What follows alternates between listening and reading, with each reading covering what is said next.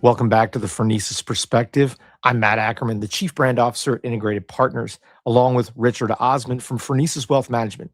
Today, we're talking about something that impacts every financial decision, everyday financial decision we make, but rarely gets discussed head on: the psychology of money.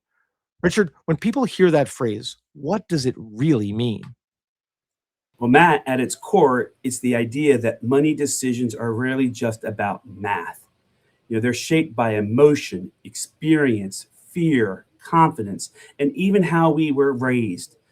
Two people with the same income and balance sheet can make very different choices, not because one is wrong, but because their psychology wiring around money is differently.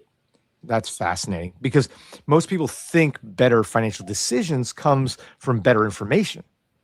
Well, information does matter, but behavior actually matters more. We don't usually get into trouble because we lack knowledge. We get into trouble because emotions show up at the wrong time. Fear during market downturns, overconfidence during strong markets, or anxiety driven by headlines can all override good planning. So, where do people tend to struggle the most from a psychological standpoint? Volatility is a big one. When markets are up, people feel smart and take more risk. When markets are down, fear kicks in and they want to pull back, often at the worst possible time. That emotional cycle can quietly erode long-term results, even when the underlying strategy is solid. And that's where planning comes in? Exactly. A well-designed financial plan acts as a guardrail. It gives context when emotions spike. Instead of reacting to what's happening right now, you can look at how today's events fit into a much longer timeline. Another area we hear about a lot is comparison, seeing what others are doing and feeling like you're behind. Yeah, comparison is one of the most damaging psychological traps.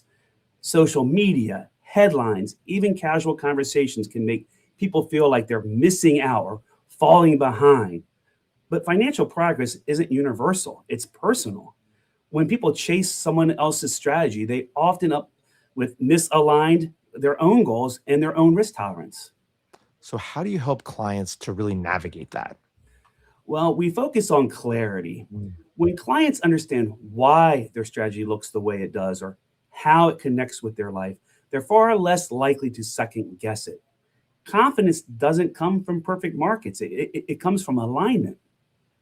So, what's one mindset shift that leads to better financial decisions over time?